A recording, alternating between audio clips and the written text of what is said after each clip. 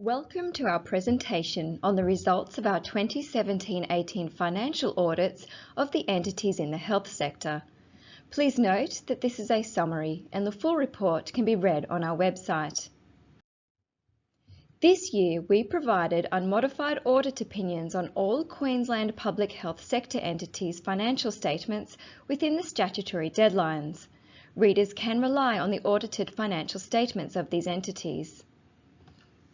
We found that Queensland health entities have improved their year-end close processes, allowing them to produce high-quality financial statements in a timely manner.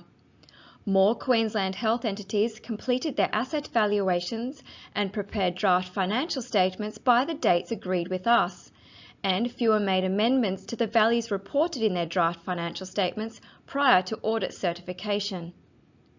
Several new accounting standards are coming into force over the next 2 years, including new accounting requirements for leases and revenue recognition from the 1st of July this year. Queensland public health entities are in various stages of preparedness for the impacts of these new standards.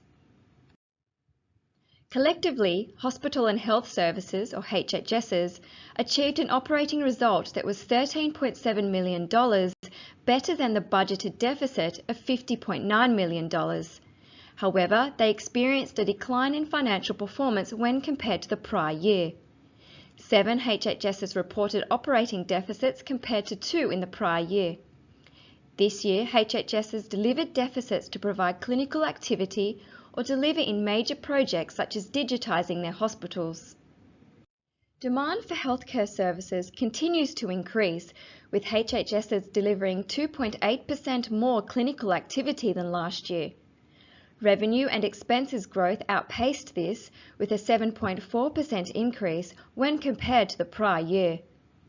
Revenue growth was primarily driven by increased health services funding and grants for specific programs, whilst expenses growth was primarily driven by increases in employee expenses and depreciation expense.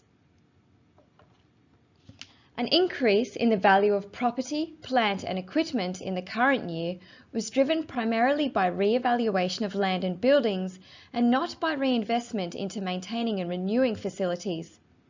Queensland health entities have an increasing pool of fully depreciated assets across all asset classes and a large growth in backlog maintenance, which is now sitting at approximately $600 million. While we identified some weaknesses in Queensland health entities' internal controls, these weaknesses did not affect the reliability of reported financial results. We reported 7 significant deficiencies relating to control activities and information and communication processes. 5 of these deficiencies were new in the current year. 2 resulted in material adjustments to the HHS's draft financial statements. We concluded that these weaknesses did not affect the reliability of reported financial results. Queensland health entities made considerable effort to resolve prior year issues, with 55 of 82 prior year issues resolved. However, entities do need to continue this good work to resolve the remainder, with some dating back to 2013. The demand for Queensland health services continues to rise, driving a need for increased capacity in public hospitals. Over the past 5 years, the collective funding of HHSs has kept pace with the increase in volume of clinical activity. The Australian Government has set a national 6.5% cap on growth in funding to public hospitals per year.